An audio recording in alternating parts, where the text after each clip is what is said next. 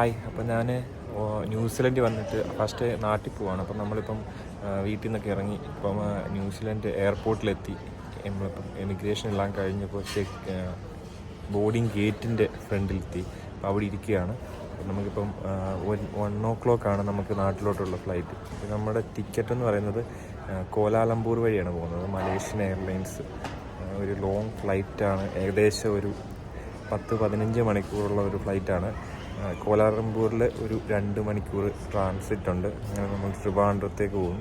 അപ്പോൾ നമ്മുടെ flight take off ചെയ്തു. അപ്പോൾ നമ്മളിനി ഒരു ലോങ് ഫ്ലൈറ്റാണ്.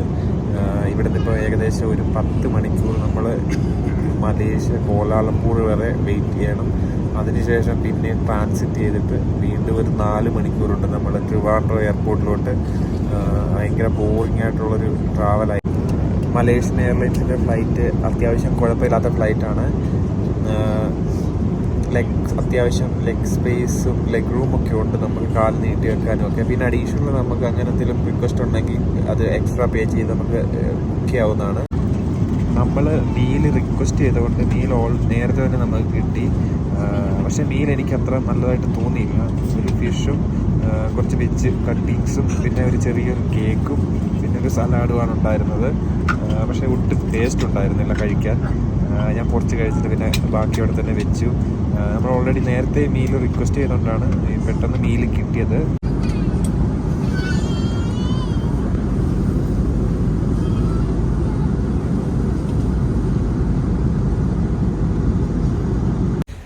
ഞാനിപ്പം കോലാലംപൂർ എയർപോർട്ടിൽ, മലേഷ്യയിലെ കോലാലംപൂർ എയർപോർട്ട് ട്രാൻസിറ്റിലാണ്.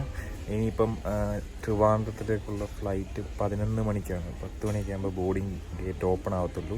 അപ്പോൾ നമുക്കിവിടെ 2 hour ഉണ്ട്, ടൈമുണ്ട് ശരിക്കും. 2 hour മുന്നേ നമ്മളിവിടെ എത്തി. ഇവിടെ വെയിറ്റ് ചെയ്യുവാണ്. നമ്മുടെ ഫുഡ്, മലേഷ്യൻ എയർലൈൻസിൻ്റെ ഫുഡ് അത്ര നന്നായിരുന്നില്ല, ഒട്ടും ഇഷ്ടപ്പെട്ടില്ല.